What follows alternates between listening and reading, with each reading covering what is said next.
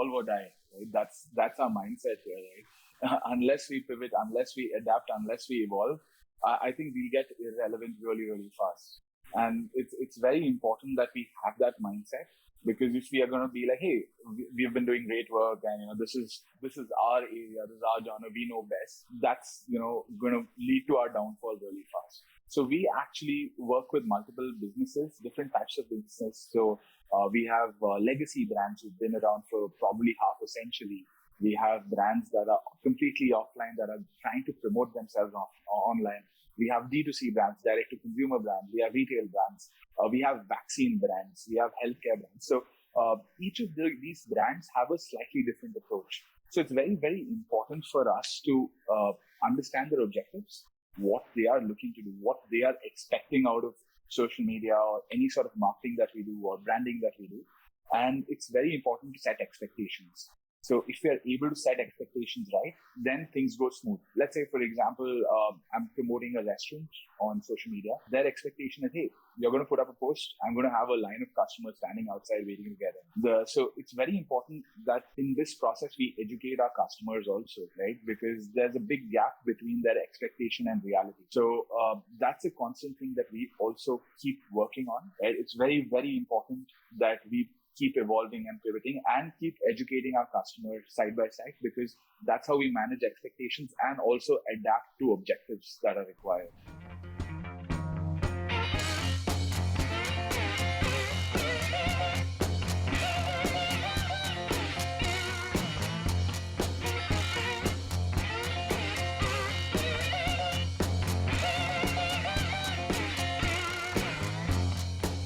Our featured speaker today is an entrepreneur driven by a passion for digital creativity and effective communication, who takes pride in pouring his time and energy into building strong, enduring partnerships both within and outside his company. He is the CEO and founder at the Pixelate by day and selling Chloe Batur at Oi by night. He's also the co-founder of Hungry Gator, a dynamic culinary venture company dedicated to bringing the authentic flavors of Indian street food to discerning palates across the country. Bhisham, it's a great pleasure to have you as our featured guest today. Thank you so much for taking time to share your journey with us. Thank you for having me, Nancy and Spencer. So I feel like you've accomplished so much since we last spoke. I'm wondering if you can take us back a little bit though, and talk about the beginnings of your entrepreneurial journey. What was it that really first interested you about entrepreneurship? Got it. For me, the entrepreneurial bug bit me probably when I was in college in my second year. So I was pursuing a degree in commerce. I had a video camera, a DSLR actually, and a friend of mine knew a little bit of Photoshop. We decided, hey, give this a shot. And we started shooting content. We started shooting photographs. We started making brochures and magazines, and we started getting a little bit of pocket money through that.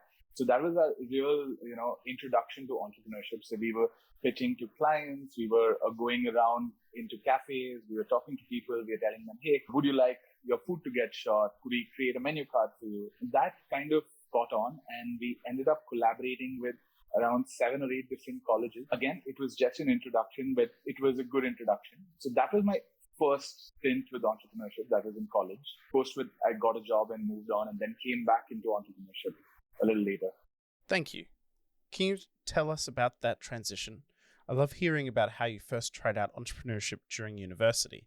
I actually did something similar myself. You then went and pursued a professional career and then transitioned back into entrepreneurship. Can you talk us through how those transitions were for you? Sure. While I was shooting, Red Bull, the energy drink, right, they reached out to us to help them cover a cricket tournament. So cricket is a very popular sport in India.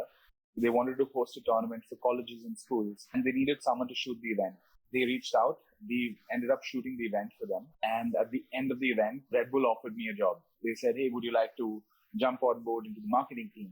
They knew that I had just gotten placed on campus in Goldman Sachs. So I was supposed to go to Goldman Sachs, become a business analyst. But then Red Bull came up with this really exciting offer, and they positioned it really, really well. So it was on a cricket ground. They told me, hey, this is the role, this is the job. So you'll be handling events for the south of India. So stuff like Tiesto, Swedish House Mafia, the IPL, sporting events. So they sold it to me really well. And then they told me, you have time till end of this game to decide whether you want to join us or not. So that was my first decision that I had to make before I started my professional career.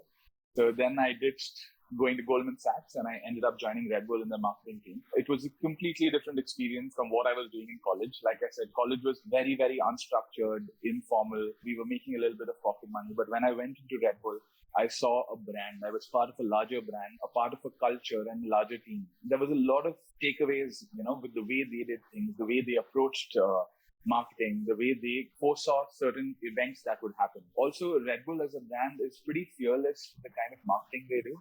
It's very alternative is what I would say. So that was a great opportunity. So I had a very small stint with them. In fact, it was for about 15 months. And then I was looking to do my MBA. I left, I wrote my GMAT because one of the top B schools in India required you to have less than 2 years of experience for something called as an early entry option. So you would be part of the same cohort, but they wanted to mix it up with a little bit of freshness. So they had an early entry option. So only if you have less than 2 years of work experience could you apply. Then you could defer your admission if you would like. So I was trying to work on that. And my admission process got delayed by, I think, 4 months. So I had some time to kill. So that's when I realized that Red Bull was investing a lot into digital marketing. So that was in 2013, where they ended up getting a senior digital manager who was handling multiple agencies. And that kind of got me thinking, hey, maybe this is something I could explore while, I'm waiting for the admission process to happen. I went out, I pitched to a cafe. They said, all right.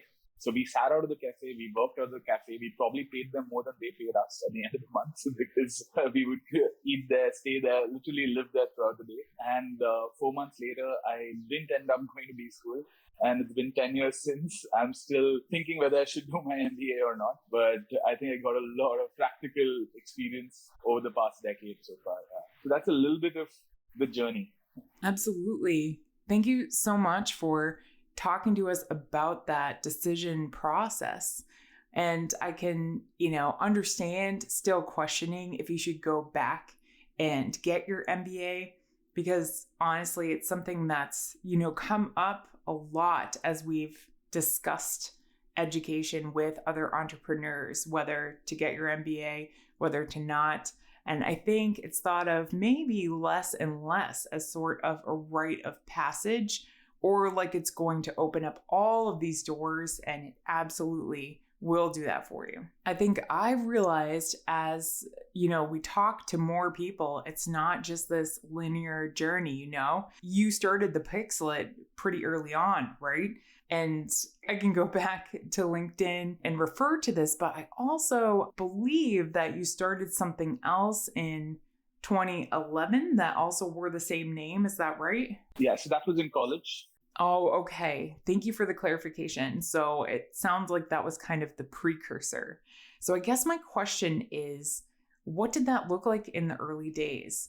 And do you think that you really had, the vision in those early days for what it's grown into? So great question. Like I said, the earlier brand was called Pixelate Design Studios. That was in college. We were making pocket money out of it. But when I came back, post my stint with Red Bull, when I started this, it was an experiment. Yeah, I had some time to kill. So it was an experiment. We started pitching to cafes. We pitched to smaller businesses, really, really micro businesses as well. And the one thing led to another, and it became very exciting, right? Initially, it was just survival. So we had people join us on part-time basis. We had a couple of full-time employees. Then towards the end of the year, we started looking for an office. By the time we got an office, so we were in survival mode, and we had that hustle to try and make sure that, the next step would lead to something larger. But every time we say crack the client, we hired 2 more people. So, we were on fire to kind of make things work and grow. So that was our initial phase. So the first, let's say few years, we didn't even have the vision, what's going to happen next. So we were taking one day at a time. Very, very quickly, we scaled from a team of 2 people to say 10 people and then 15 people. And then we kind of stagnated and said, okay, let's keep this organization lean after 5 or 6 years. And we said that, okay, we should try and maintain a lean organization and try and build in efficiency. And so then all those metrics popped in. But the initial phases was all about survival. That survival mode in a startup can be so powerful and exhilarating and frustrating, but it is an integral part of the entrepreneurship experience. Although once you transition to that mode where you're creating processes and systems, you're thinking about the longer term vision of the company, that's so crucial to long-term growth. How do you think you operate differently between those two modes as an individual? So that's a very good question, Spencer. So what we ended up doing is we started speaking to people who've been through a journey which is similar. So we started getting a lot of mentors on board. We started getting a lot of advisors. So for the first 8 years of our business operations, we were constantly told, hey, you guys are too small. Maybe you shouldn't go in this trajectory right now. Maybe you shouldn't invest into this. Maybe you shouldn't invest into senior talent. Maybe you shouldn't be paying advisors. So we were in that mode for the first 8 years. And then we were like, hey, if we are going to think small, it's going to probably be the same journey for the next 10 years as well. So we took a leap of faith and we started approaching people who we felt were able to add more value to the organization. So one thing is very important. We always felt that other people might know a little more about their specific area. Rather than being a jack of everything, we wanted to kind of start focusing on certain areas. So we got in financial consultants, we got in advisors, we got in process consultants, we started measuring efficiencies. So that happened only post that phase where we were able to break off and say, hey, okay, let's approach this. Let's go all in for this, right? Let's try and break that barrier of a small agency, the structure, and let's try moving away from survival to trying to growth. So that was that switch that happened around 2.5 years ago. That's so exciting. I mean, I think retroactively, it always feels like people's journeys, sound and look so smooth.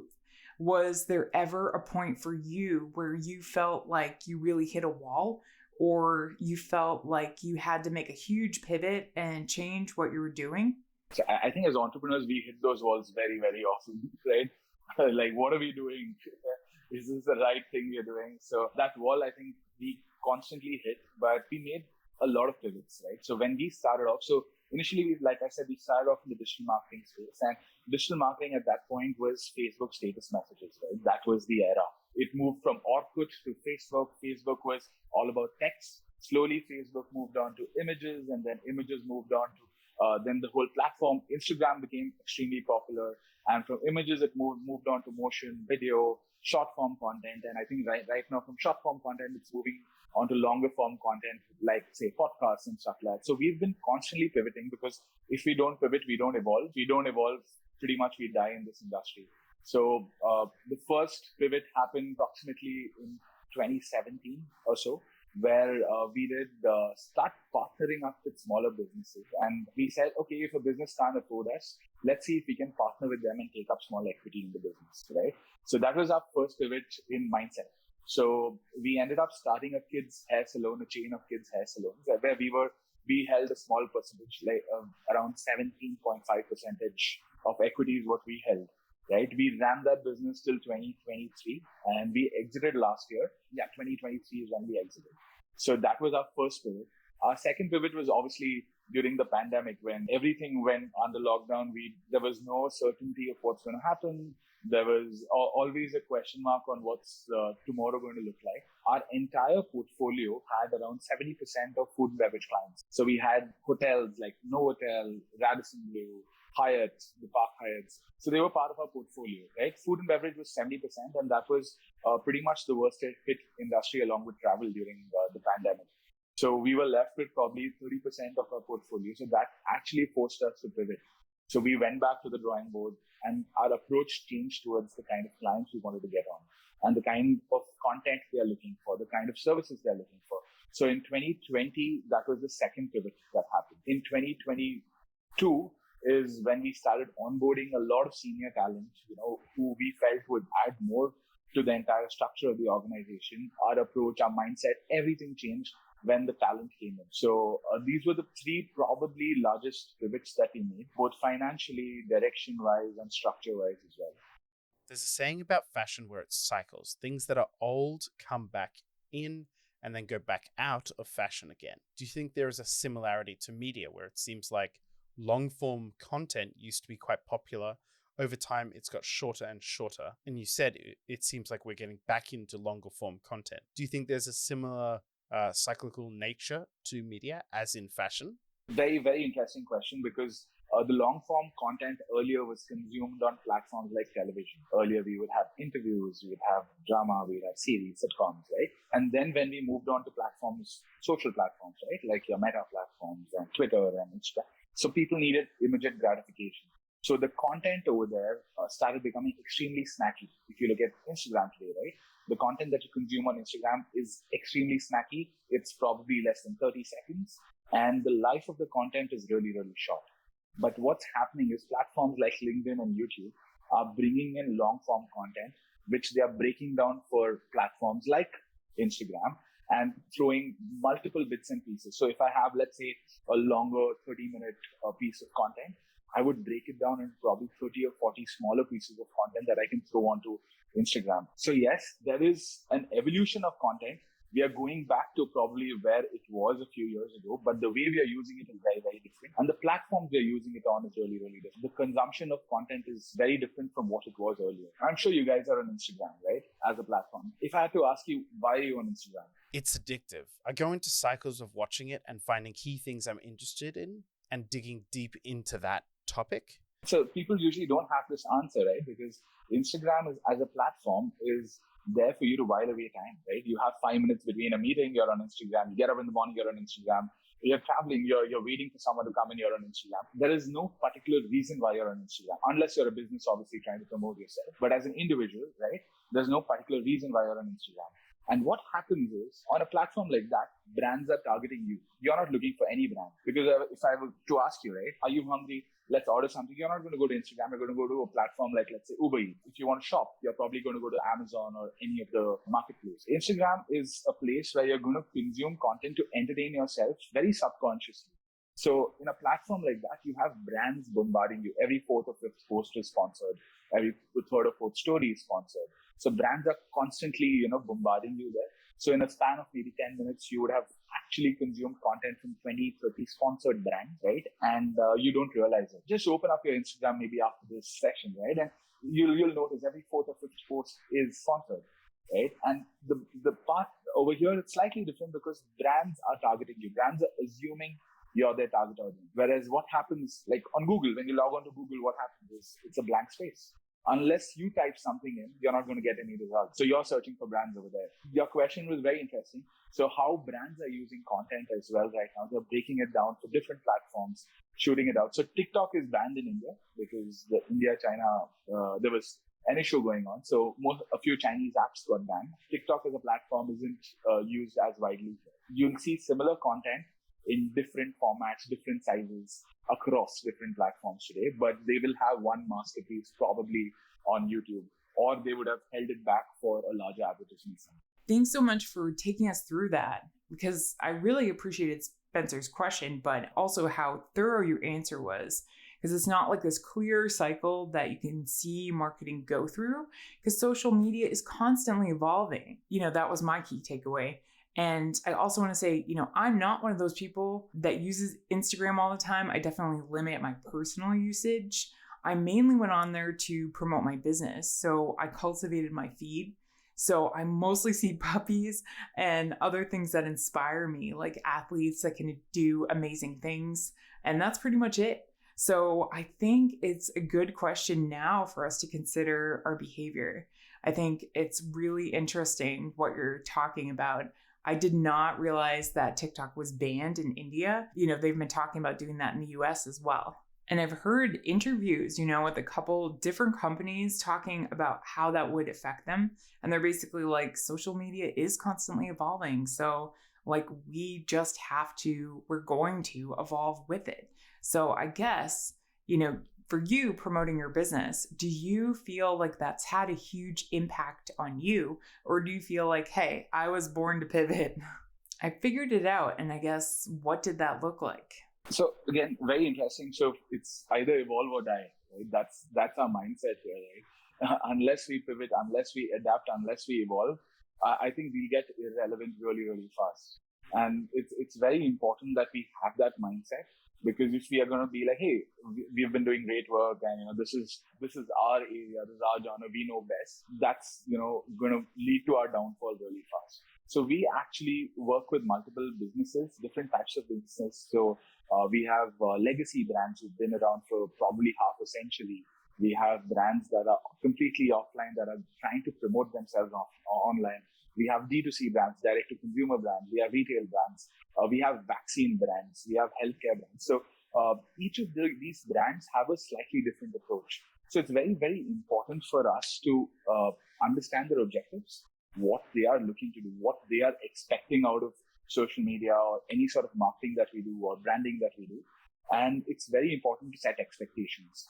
So if we are able to set expectations right, then things go smooth. Let's say, for example, I'm promoting a restaurant on social media. Their expectation is, hey, you're going to put up a post. I'm going to have a line of customers standing outside waiting to get in. So it's very important that in this process, we educate our customers also, right? Because there's a big gap between their expectation and reality. So that's a constant thing that we also keep working on, right? It's very, very important that we keep evolving and pivoting and keep educating our customers side by side, because that's how we manage expectations and also adapt to objectives that are required. That adaptability in a company is so important, but I feel it's a very new aspect of business. While older businesses didn't really need to be adaptable as much as they do now. Hello, all. I hope you are enjoying this episode. I want to ask you, our listeners, if you could give us a review in your podcasting platform of choice. We don't have sponsors and we don't run ads, but we are looking to grow. So if you feel we bring value to your listening experience, please drop us a review when you get a chance. Thanks so much. Now on with the show. Now, you not only went to the MIT bootcamp once, but actually went back a second time. Can you tell us why you made that choice? And if there are any particular pieces of the bootcamp framework that have helped you in your entrepreneurial journey? I went back for the venture advancement program to get a little bit of clarity. As entrepreneurs, we constantly have ideas. We constantly want to work on multiple things at the same time. We believe that every idea is the best idea. So I actually went back to validate a few things. Also, we were working with multiple startups who were pitching, who were raising money. So we were actually helping them move from, let's say, the 0 to 10 phase that they have, 0 to 1, 1 to 10, and then the scale from 10 to 100. So we were working with a lot of brands that were in the 1 to 10 phase who were trying to move from 10 to 100. And at that point, we started looking into what we would like to do. So like I mentioned, we started working with smaller businesses, and those people who couldn't afford our services, we started partnering with them. But there was one such client of ours who wanted to partner with us on a larger scale. So we went all in, we kind of invested money into a new business with them, and we started up a small restaurant. So Hungry Gator, what Nancy read out earlier, was the parent company. And the Chloe Bhature, what she read was actually Chole Bhature, which is a street food in India. So we actually set up a brick and mortar store selling street food in the south of India, which was native to the north of India. So it's a little complex. When I started that, we started seeing a lot of traction and footfall, and we were experimenting with a lot of marketing techniques as well. When we saw that little initial success, it got me thinking, do we use Pixelate probably as an accelerator or an incubator where we do provide our services, but also work with smaller brands? Do we start up smaller brands that we are, inclined to, moving ahead with or, excited about? So we worked on multiple projects internally. We created a D2C brand and then shelved it. We created a brand that was all about community. We are still working on it. So we started creating multiple businesses that excited us internally. We obviously didn't take it to market. We built it till the stage. We used the framework that MIT had provided, right? So when I went back last year, it was all about clarity. Every mentor I met, every guest I met, I was pitching out 3 directions to them. Hey, these are the 3 directions I'm looking at. What would you pick? I don't know whether I should say, to my surprise, people picked different directions. It was not like one unified answer.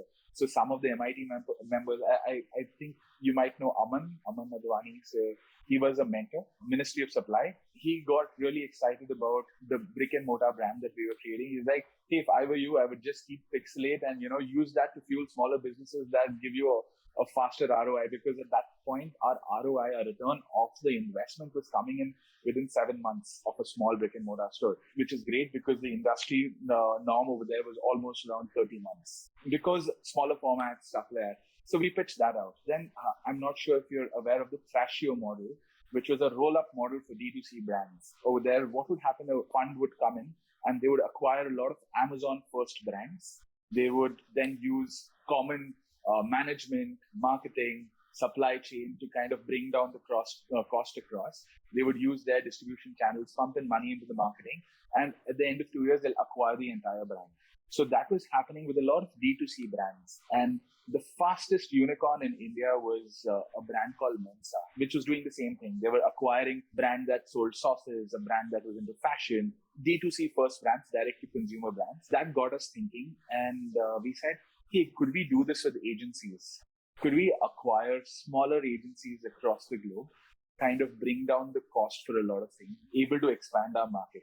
So that was another direction we pitched. So like I said, we had multiple ideas. So we said, hey, instead of us consolidating in one region, could we spread our wings? Could we partner up? So in fact, we were actually working with Matt on this as well for a while. So after the boot camp, we connected and we were trying to hash this out and say, hey, what's the best direction if we had to build a roll-up model for agencies? Say if I pick up an agency in Boston, which is around 10 to 15 members, a boutique agency, small agency, how would that look like? So we started having conversations with agencies across the world. So that was another direction that I took in. And there was another third direction where we had a couple of offers to raise money, but we weren't sure whether that's the best direction to take, right? Because that with raising money comes certain expectations, certain amount of scale, certain direction, certain amount of goals that, we have to align with. So these were the three directions I took to the bootcamp last year. So I was seeking clarity. I came back with confidence in all the three directions. I wasn't able to pick one because each and every mentor ended up giving me some food for thought for every direction. So that was the reason I went there though. Well, I mean, it's kind of frustrating in a way. Perhaps if you were hoping that they would help you, make a decision. But it's also, I think that's really great to know that you came up with these three possible paths that logically you could pursue. So how do you decide with your team? How do you feel through that? Is there a certain process that you've come up with? You could answer this differently for your companies, but how do you go about making major decisions like that? You had talked about some of the major pivots that you tried to make before. As a CEO, as a business owner, I know you have a lot of power to do that, but I also respect that as someone that's built a team that you respect, you involve them in that process. So how do you decide to make those sort of major decisions? So that's, again, a very good question because initially when we started off, we were a very flat structure. Today, I have CEO in my title because it's for LinkedIn, so that people, when we connect with them, they are probably listening to you a little with more intent when they know that, hey, you're leading the organization. But internally, we were very flat for a very long time. We took everyone's opinion on any pivot that we made. We actually got everyone into a room. We got everyone's buy-in because we were a small organization. We were able to do that. Then we realized, hey, someone needs to lead this direction. If you're going to take everyone, too many cooks spoil the broth, right? So at the end of the day, we needed to kind of get someone who pushes a particular direction and then gets everyone's buy-in on it. So that, again, happened extremely recently once we started bringing in senior talent.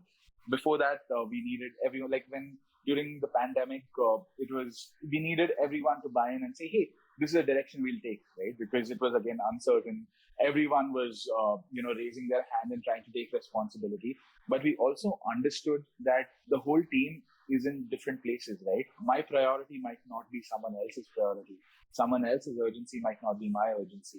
So we understood that they are in very, very different places. So taking everyone's opinion might be not the best direction. What we ended up doing is we gave a lot of autonomy to certain core team members. We learned that the hard way. When we gave them autonomy, we said, hey, it's your area of expertise. We are not going to step in. Whatever you decide, you have a veto on this. You can take this forward. But we realized that there were no checks and balances for them. At that point of time, we realized that we need to go back and probably give direction to everyone. They should have a buy-in on the direction for sure, but there has to be someone who's providing that direction. We come up with a process that when there's any major decision that has to be taken, we come up with a couple of options. We say, hey, these are the two directions we'd like to take. That's when we take buy-ins from people, but we give them a clear option. It's not open-ended where we tell them, hey, why don't you come up with a solution? It's like, hey, these are the two solutions. Which one would you like to work towards? We've become a little more structured. Probably it comes from, going through the entire process of being a flat organization. There's no hierarchy in the middle. But also when we don't have a hierarchy, we realize that people don't have that motivation to what's next for them, right?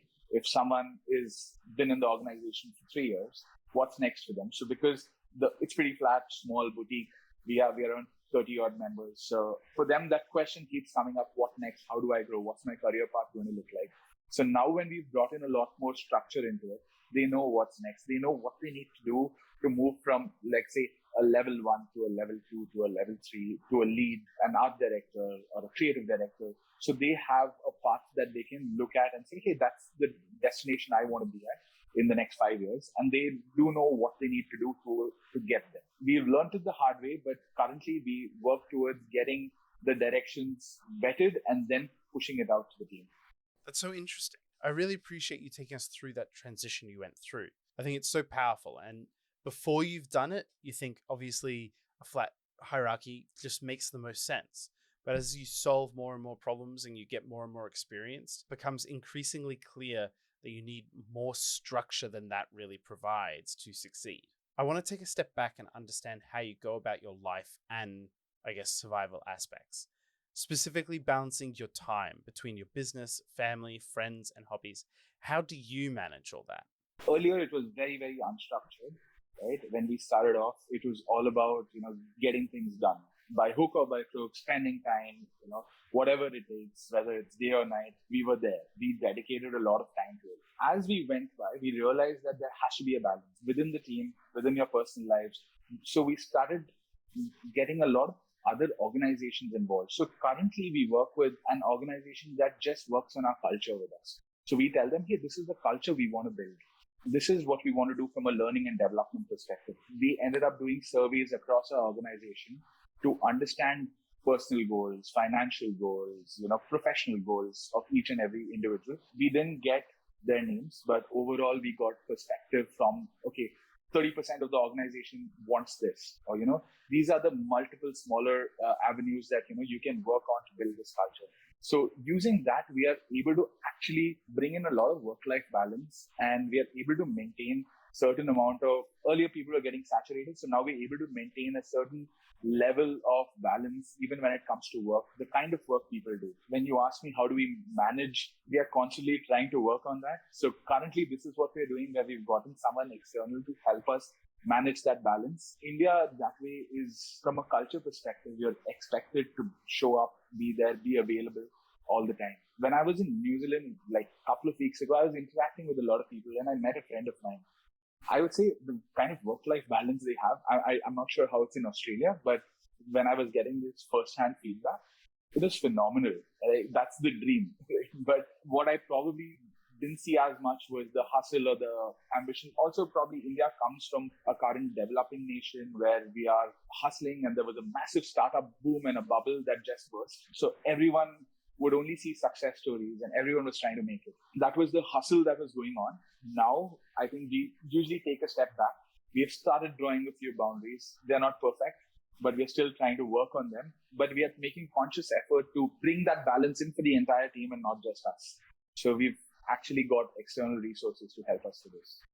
I think that's very admirable. But honestly, I also see it as like a key part of a healthy growth in the future of an organization. I know that's partly my opinion. I'm not going to name some of the big businesses some of us feel are really unhealthy as far as work culture goes in the US, but people are still signing up to work there and be on call 24/7. They are kind of saying this is okay. Like they are normalizing that culture. So I really appreciate that you're thinking about creating a better work-life balance overall, because I think that's where you start to see that shift in your culture, in your community. And I think about that in the US, because I feel like it's very different region to region in the US. And in the Northeast, it's very much like what you're describing, like go, go, go. The more hours you are logged onto your computer and say you're working, the more you care somehow and the more productive you are. But I'm sure you know, as a business owner, like there's no way for someone to be there on 3 hours of sleep for 2 weeks doing the same quality of work that you expect of them. So how do you, alongside this, how do you feel like you've learned to measure success for yourself professionally, for your team, and then for yourself personally? Do you feel like you kind of have the same set of metrics, or do you feel like you've come up with different ways? Success is very, very subjective, right? 5 years ago, we'd be like, hey, this is where we want to be. This is our aim. This is our goal, right? If we achieve that, that's success for us within this stipulated time frame. As we get closer to that, we realize that we've actually not factored in a lot of factors that come along with that. Let's assume, for example, if level 1, I'm saying I need to get level 10 in the next 5 years. But by reaching level 10, I also realized that I have probably built an ecosystem around level 10 that requires a lot more time, effort, people, money, right? Which I didn't factor in while I was saying, hey, that's success for me. So now while we are at level 10, we are looking at, hey, we should be at level 15. So it's constantly evolving. I'm not able to answer this question, how do I, measure success? If for someone from the outside, they might say, hey, you guys have been around for 10 years. It's, you're a successful agency. But when we are internally with all the chaos and, every day again is a new challenge, we feel like a startup every day.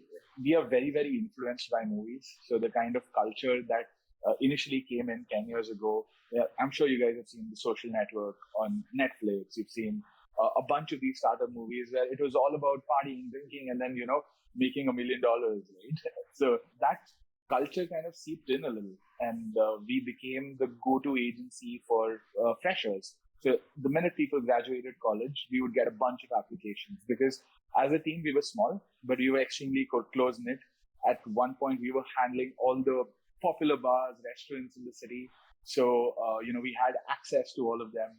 So we became extremely popular in that space, but also as a culture, what built in was, hey, we're working together. After that, we're going and grabbing a drink together. We are partying together.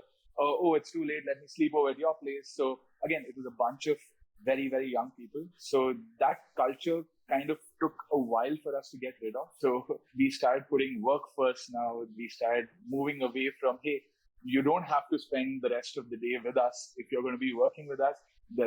It's not mandatory you have to watch a movie with us. We'll let you know, hey, we are all going to the movie, you want to join and you can. So that cultural, so we are letting people have that option right now. Earlier, people probably had the FOMO effect that, hey, if I don't go in and party with them, or if I don't go celebrate with them, or if I don't grab a drink with them, I'm missing out. Probably I won't be part of the gang or part of the agency as much. So that mindset is broken. So when we look back and see the journey, we would say, hey, we've probably achieved 1% right now of where we'd like to be today. But that 1% was very, very different 5 years ago. It was very different when we started off. So there's no way in which I can answer this question on how do I measure success.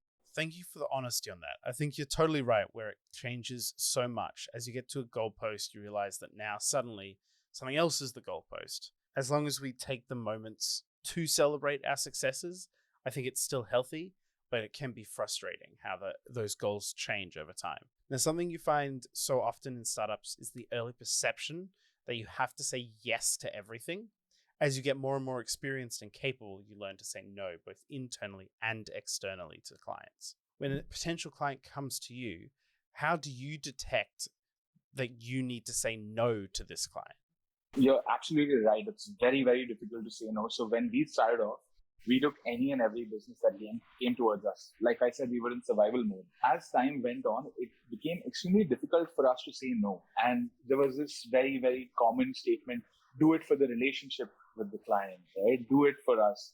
Those cards would be played quite often. It took us a while to be able to say no, even to our colleague, right? So if someone asked for something, we're like, okay, fine, you need it, let me get it done. But we've slowly started building that culture in and saying that, hey, this is the boundary. If you ask me for something, this is what you can expect. I'm going to be honest with you. I'm going to be transparent with you. So that's one of the values that we've built in: transparency. We know we are all working for the same objective, same goal. We are all trying to move in the same direction, but we are going to be extremely transparent and we are going to communicate. So that's something that we've built in right now. It's more than a no. It's like, no, I won't be able to do this because this. So we are able to justify it so that the other person in the team is also aware why we are saying no. It could be, say, hey, no, I have to go out with my family. I need time off. Hey, I've been working on this. I'm saturated. It's so that they understand. They're a little empathetic with the whole situation. So that's where we are at. I'm not saying we're perfect, but that's the move from, hey, yes, we'll do everything. Yes, we'll do a few things, to saying no, but letting the internal team know that, hey, okay, we are not available right now because of this. But when it comes to a client right now, it completely depends on multiple factors, right? One is the revenue situation, right? Whether it falls in the bracket that we are working with. Second is whether it falls in the expertise that we're working with. Also, ethics is really, really important to us, whether we are ethically okay with doing this or not. I don't know if you're aware of the Indian landscape with politics, but it's quite the drama, right? So we keep getting called in for running political campaigns and campaigns for the government. So we've constantly said no to that because we said that we will not get involved with political views. We will not get involved with personalities who are going to probably get into politics because we want to stay away. Everyone internally has their own opinion and has all the right to. We don't, as an organization, we don't want to take a stand. So that's something we've stated. So ethics is something that we hold very closely and we take it very seriously as well. Also, if we've worked with someone in a similar space and we haven't had the best experience, so we are very cautious about getting into a contract with them. Before we do, we test the waters. We make our entire engagement with them extremely clear. So these are a few things we do to kind of say no or, vet things before we take it up. I really respect that you have that code of conduct, your code of ethics, as you said, and that you have these foundational values and boundaries, because I think it makes it easier for you in a way. I mean, I know I'm projecting, you can tell me, but it seems like it would make it easier for a company to know immediately if someone fits. And also, as someone working in a job who's maybe not really looking for a job, but is really looking for a company to feel inspired and motivated and part of, like just having that be so plain and forward, like they know if they're going to be a good fit. And ultimately, I think that would help you grow organically. I don't know if it always works so seamlessly, but I really appreciate what you're trying to build, and also like the time and energy you're saying you're putting into nurturing that culture and your company. I was wondering, just with your experience and your opinion, when you look at it, do you think there are certain characteristics that I know we've said, success is hard to define, but like successful founders need to have, like people that are going to get beyond maybe the first 5 years and have a company and culture that is thriving? What qualities do you think those individuals like really need to possess ideally? So again, I don't have the answer to that question because we have an Elon Musk at one side and then we have founders on the other side. This is opinion based, so it's your opinion. I'll tell you a small thing that we are currently working on, right? So we saw there's this company called Zomato, which is like Uber Eats in India. They just went IPO. We understood that, hey, they are trying to build a culture. So just trying to see what they're doing right. So I'm not sure whether it's the same culture, what they talk about is being followed internally, but overall what they're trying to build sounds interesting. So we started building something called as a culture book that we are probably going to bring out in the next 3 weeks or so. We are going to print it out. It's going to be hardbound, what we stand for, our story. And we've made it a little anecdotal as well, so that someone who's coming in understands why we stand for these values or why we stand for these policies, right? And if you notice, the culture book has bits and pieces of different entrepreneurs. what we felt, hey, they did something right, or, hey, Jeff Bezos did this. And we really liked the fact that he probably brought in Fun Fridays, for example, right? I'm not saying he did, but I'm just saying as an example. So we've taken things from different entrepreneurs, and I don't know if it is a characteristic, but one thing what we've understood is the risk-taking capacity. As an entrepreneur, if you're able to take certain amount of risk, it could be calculated as well, but it's very, very important you push that button a little. It could be convincing yourself internally, but that risk-taking capacity, I think, is definitely required. Again, this is a personal opinion. Like I said, I'm not sure, we have different types of founders all over, but that risk-taking capacity is really, really important. That little initial fear of, what's going to happen if I fail, if this doesn't work out, what's next? So we had this attitude that, okay, if this doesn't work out, we'll go back to this. So whenever we took something, we took a step in the direction that we've never taken, the road less traveled, right? We took that path. We always had this attitude like, okay, if this doesn't work out, no problem. At least we tried. So in fact, when I started Pixelate, like I said, we were in survival mode. I had saved a little money from Red Bull. I hired a copywriter from another agency, and I told him, this is all the money I have.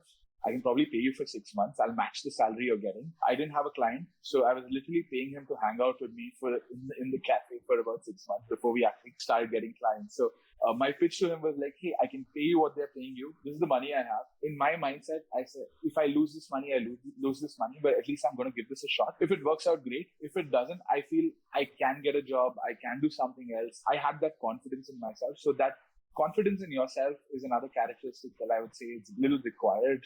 But someone is going to probably go down that path. As MIT says, I don't think it's a gene. I think entrepreneurship can be taught. So that's a constant statement we keep saying internally. We want to actually build as many entrepreneurs within our team as possible. And we are very happy to we have the whole 22 steps stuck on one of our walls. Every time someone young joins in, we take them there and we say, go through these steps. And if you're working with a brand or a business, try and see if you can solve these 22 steps for that business. And we ask them, if you ever want to start a business, come up, we'll try and support you, right? We'll try and build it along with you. So I don't think there are straight up characteristics that would define a good entrepreneur, but these are a few things that I follow. You should be able to take risks. You should have a little bit of belief in what you're doing, little conviction, little confidence, and not be afraid to get your team involved in the journey and push them to probably even become an entrepreneur themselves tomorrow. Something interesting what we did was we built an alumni network of all the people who work with us. Because again, we're a small agency, so we have around 100 people in this network. We recently held an alumni meet last year. So we had people come down from all over. Again, we are a very, very small agency, but just seeing these faces again kind of validated what we were doing, gave us confidence that, hey, we kind of invest into people and that's a good thing. The team is really important. Belief, risk-taking ability, that confidence, and trying to bring people along with you in the journey is really important. So these are a few things I feel probably as characteristics would work. Can I ask, is the culture book you're talking about going to be accessible to people outside of your organization? So we're not going to publish it, but we are happy to share it with people, right? I think I would love to read it if you're comfortable with that, but totally understand if you aren't planning on sharing. Absolutely. I'll share it with you. Thank you very much. We didn't want to publish it. We wanted to give it even to our clients so that they are aware of our culture. Culture we are trying to build. So it's not just for our team, it's even for people outside. So we are happy to share it with whoever wants to read it. Now, we always like to end on this particular question. Feel free to interpret it as makes the most sense to you. If that means something from your personal experience, something someone has told you, or something you've read. But the question is this: what words of wisdom or piece of advice would you like to leave us with today? Actually, this keeps coming up from different people, right? Especially with entrepreneurship. The idea of failing is always there in someone's mind. What if this doesn't work out? So this came up even in the last bootcamp. Fail, but fail fast. Ideas remain as ideas until they're executed. We keep pushing this thought process internally. Push that idea out. Get it executed. If it fails, no problem. But at least get it out of the way. If it works out, great. That's something we work with. Put the idea out, execute it. Kill the idea before it kills you. Right? It's been said, I think even in the bootcamp, we discussed this. One thing is, we had this saying, I know it's a little weird. When we just started off on our website, we were trying to promote ourselves. So we said, if you're winking at someone in the dark, only you know you're winking at them. They have no clue. that's why you need advertising. Ideas are just like that. Until you actually bring it out and execute it, it's always going to remain an idea. It's not going to see the day of light, no matter how good it is. We keep telling people, if you have an idea, put it out. Kill it before it kills you, because it's always going to be lingering around what if. So that what if should be taken out of the window. Well said. I really like your add-on to that. Thank you so much for taking so much time with us today. We really appreciate your thoughts and your expertise and experience and just everything that you've shared with us and how you've expressed yourself. You really have put things in terms that I feel like we can all understand, and that we can take some of these ideas that you've given us and run with them. But I also feel like we're going to have a follow-up conversation with you, because I'm really excited to see where your journey takes you next. But thank you so much for taking this time with us. Thank you so much, guys. It was fun, and I would love to know your journeys as well. So I'm probably going to try and see jumping on as many sessions as I can. It was a lot of fun. It gave me insight, because we are usually doing things, right? We are doing things and we're not taking a step back and thinking. And this kind of made me reflect on a bunch of things we did as well. So thank you for having me, guys. Yes, absolutely. It's our pleasure. I was going to say that this is also how this has become a podcast too. So, feel free to listen to any of the previous episodes as you have time, so you don't feel like you always have to join us live. If people would like to continue this conversation with you when they get to hear this interview, what is the best way for them to contact you? So LinkedIn, email, if someone wants my personal number, I'm happy to even get on a call with them, because I've done that in the past. We've had a couple of people who are looking to join the boot camps. So I've had conversations with them. So happy to connect in whichever way they are most comfortable with. Well, thank you again so much. And we do look forward to reconnecting with you soon. And also, if you have anyone that you've met through this wonderful network that you want to nominate for an interview, please feel free to do that. And yes, in the meantime, we hope you have a really wonderful evening. And thank you once more so much for spending this hour with us. It was my pleasure. Thank you, guys. You have a good evening too. Thank you. Take care.